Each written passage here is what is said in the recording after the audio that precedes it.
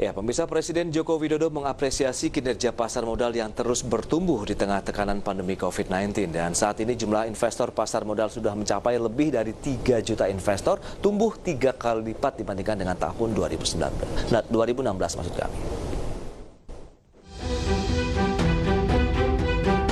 Presiden Joko Widodo awalnya mengaku khawatir terhadap investasi di pasar modal akibat pandemi COVID-19 yang melanda dunia dan Indonesia. Namun demikian, kekhawatiran Presiden tersebut tidak terjadi. Hal ini disebabkan pihak otoritas pasar modal, dalam hal ini otoritas jasa keuangan, sangat sigap dalam menyikapi kebijakan dan inovasi agar kegiatan di pasar modal bisa tetap berjalan.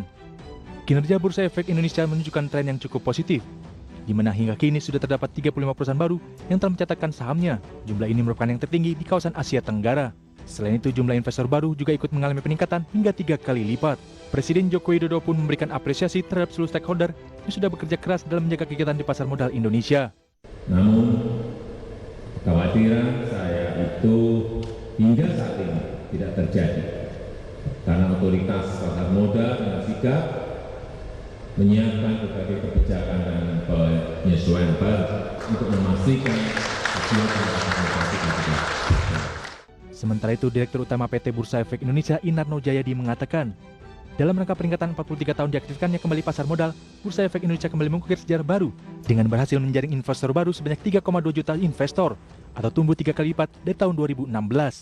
Pencapaian lain yang patut kita syukuri bersama adalah total jumlah investor di pasar modal Indonesia yang sudah mencapai 3,02 juta investor atau tumbuh lebih dari 3 kali lipat sejak tahun 2016. Bursa Efek Indonesia juga telah mengeluarkan beberapa program strategis guna mendukung stabilitas pasar modal di era new normal, seperti mengeluarkan program eIPO, Index Quality 30, dan roadmap pasar modal syariah.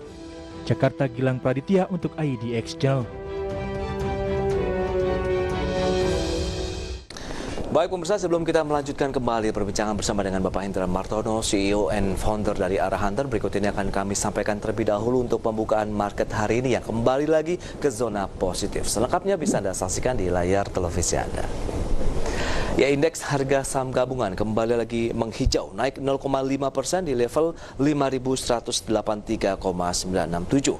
Dengan banyaknya saham yang mengalami penguatan sekitar 177 saham yang melemah 47 saham.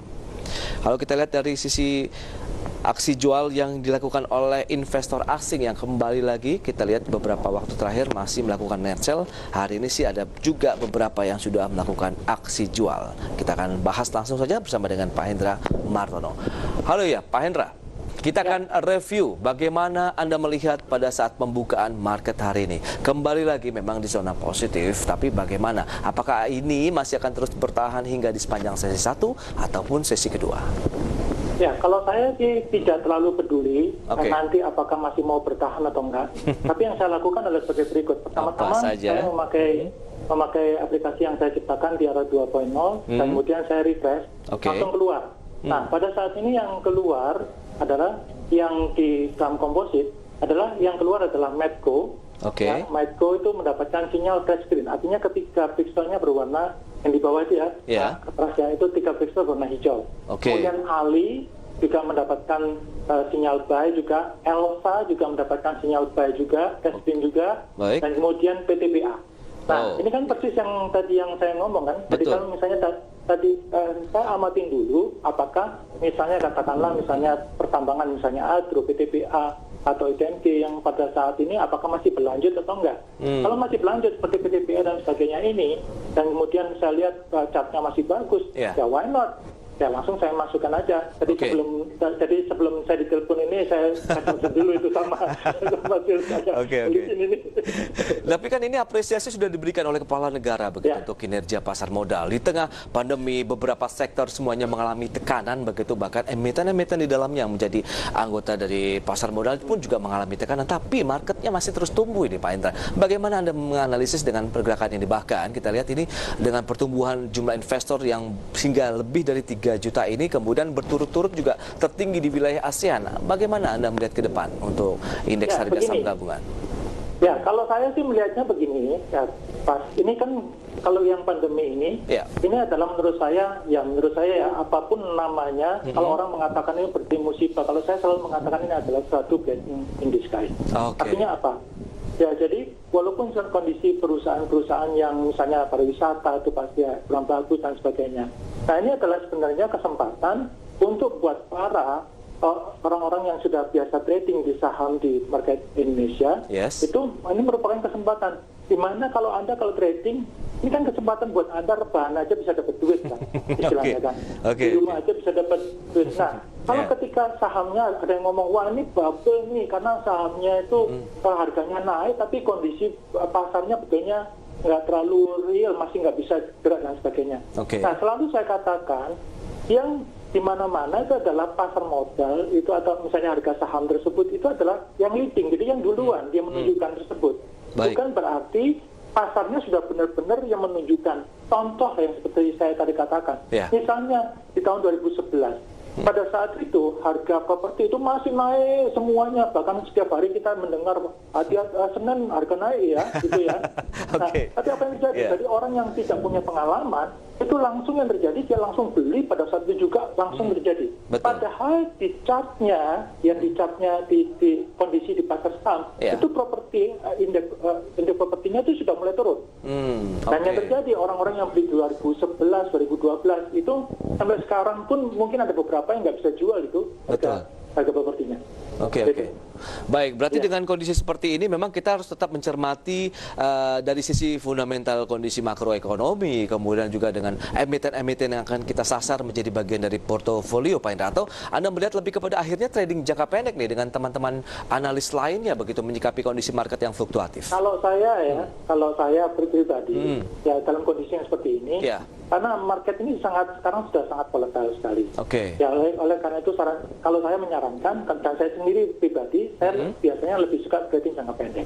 Jadi misalnya contohnya pada saat saya klik ini sekarang juga, yang tadi sudah sinyal-sinyalnya masih ada BTPA dan sebagainya, sekarang tersisa cuma adalah BFIN, ya, ELSA sama ZING. Ya. ELSA dan CEPIN? Bukan, ZING. ZING, India, mining. Ya, jadi BFIN, ELSA sama ZING. ELSA yang masih tetap. Jadi oleh karena itu kalau saya sarankan ya pada kondisi ini ya nggak perlu Anda, kalau yang belum terlalu mahir ya nggak perlu Anda jangka menit dan sebagainya. Tapi saran saya paling nggak itu Anda lihat ya, jadi paling nggak kalau saya sih lebih awas sedikit ya, paling nggak itu sekitar ya 5 harian lah. Kalau 5 hari ternyata dia tidak kena target atau kemudian dia bisa untung dikit atau misalnya rugi dikit dan kemudian ada ganti saham yang misalnya lagi naik dan sebagainya, yang mendingan kita realisasikan, kita arahkan ke sana. Baik, ELSA naik 4,1%. Kalau misalnya ini adalah yang pilihan terakhir begitu dari pergerakan sistem Anda begitu ya Pak Hendra Martono di 254. Sekarang masih Medco ELSA. Bagaimana dengan peluang untuk entry dengan kenaikan sudah di atas 4% ELSA? Masih adakah ruang yang tersisa kita bisa mendapatkan profit? Masih bagus. Ini ELSA, ini sekarang chartnya dia, ini posisinya dia kondisinya dia lagi masih fresh hijau pertama. Ya, jadi ini dan peluangnya juga masih bagus kalau menurut saya. Jadi hari ini kan tunggu sebentar ya. Apakah ini dia masih kita bisa mengambil posisi beli level-level saat ini Pak Hendra atau gimana? Boleh, masih boleh. Current price ya. Ya, current price ini target selanjutnya adalah sekarang harganya kan 254. Target selanjutnya adalah di 264, 3,1% dari harga sekarang. Boleh. Ini fresh spin loh, baru pertama kali dia fresh spin lagi. Baik, itu dia untuk ELSA, masih ada peluang untuk kita mengambil posisi beli. Kita bahas Medco nanti di segmen berikutnya Pak Hendra, dan kita akan segera kembali usai jeda berikut ini pemirsa.